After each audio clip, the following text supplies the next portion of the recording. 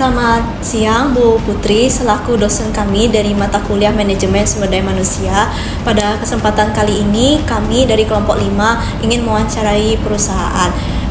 Baik, saya Gracia Clarissa Lovely dengan nomor BP 23101155310380 dan teman saya Riyatul Janah dengan nomor BP 230354. Saya Nada Dusvayora dengan nomor BP 0347. Saya Nazira Hamdani dengan nomor BP 230348.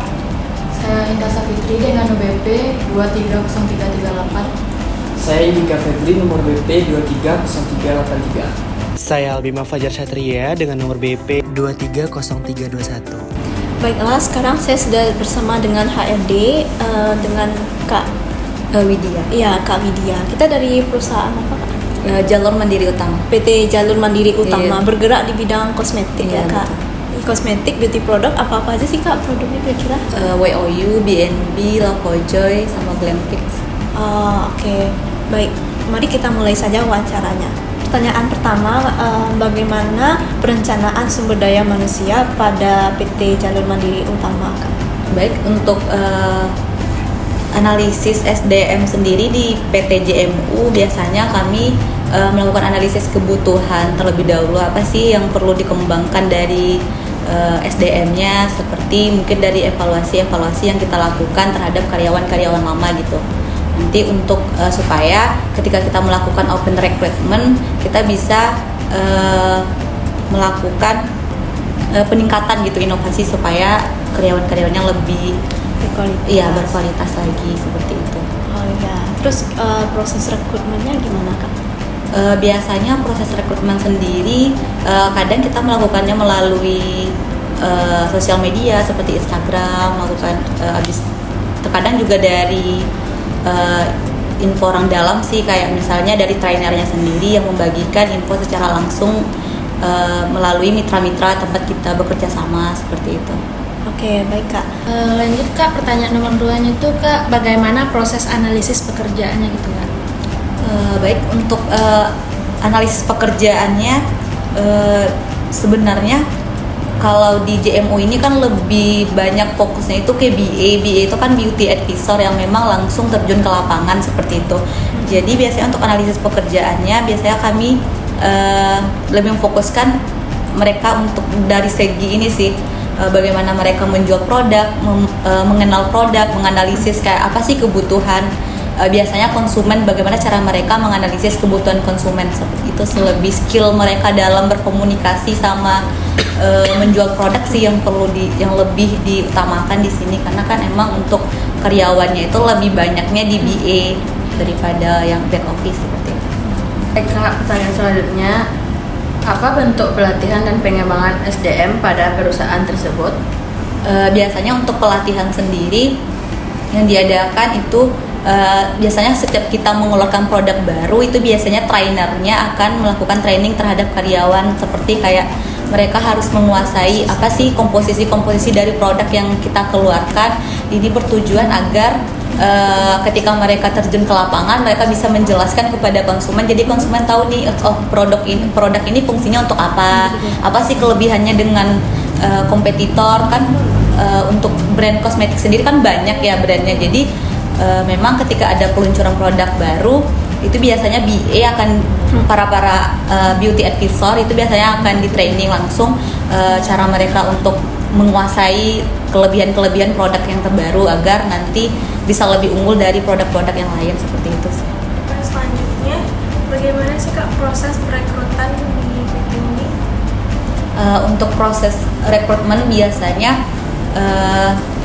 yang pertama kita akan menyebarkan pamflet. Itu biasanya pamflet itu bisa dari sosial media ataupun dari face to face gitu, dari trainer sendiri yang kasih info ke BA ada nggak orang yang mau apply gitu.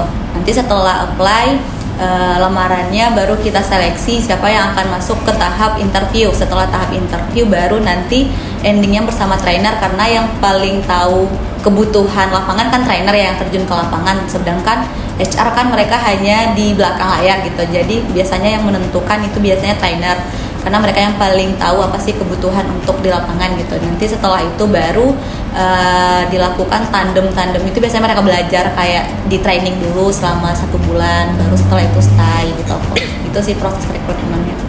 Baik, pertanyaan selanjutnya yaitu bagaimana sistem kompensasi pada perusahaan tersebut? Untuk kompensasi sendiri itu biasanya di sini kan karyawannya ada 2 ya, PKWTT sama PKWT. Untuk PKWTT biasanya dapat kompensasinya kayak THR biasanya dapat kok, PKWT biasanya dapat juga. Cuma kalau resign itu biasanya yang dapat kompensasi cuma PKWTT, sedangkan PKWT mereka cuma dapat kayak uang ini aja, uang perpisahan aja gitu, selagi mereka memang resign sesuai SOP perusahaan. Itu sih. Baik Kak, kalau tahu bentuk pelatihan dan pengembangan SDM pada perusahaan ini bagaimana ya Kak?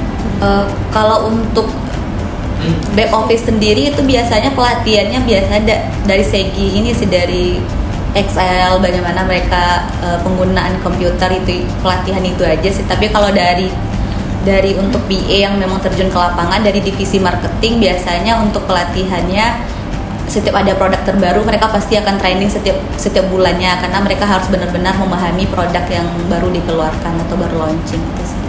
Nah, selanjutnya untuk penilaian kinerja karyawan pada perusahaan ini bagaimana? Biasanya untuk penilaian kinerja karyawan itu kan ada KPI setiap bulannya. KPI itu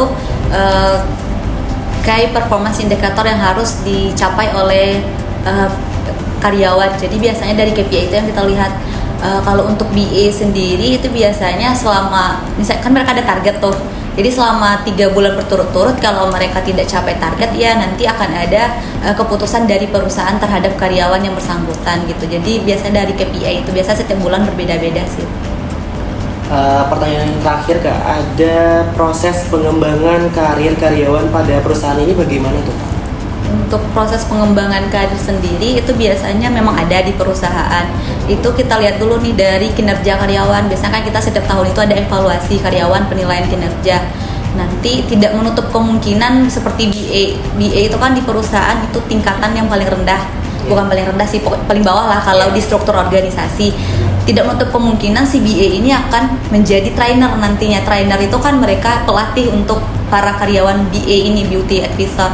Jadi kalau memang dilihat dari kinerjanya dia bagus, entah itu dari skill komunikasinya, bagaimana dia menguasai produk, cara dia berkomunikasi dengan konsumen, menarik konsumen gitu.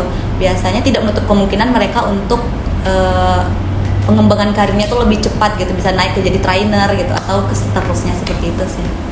Oke. Baiklah, sekian wawancara dari kelompok kami, dari kelompok 5. Kami mengucapkan terima kasih kepada Bu Widya telah bersedia untuk diwawancara selaku HRD dari PT Jalur Mandiri Utama. Apabila ada kesalahan, kami mohon maaf apabila ada kesalahan.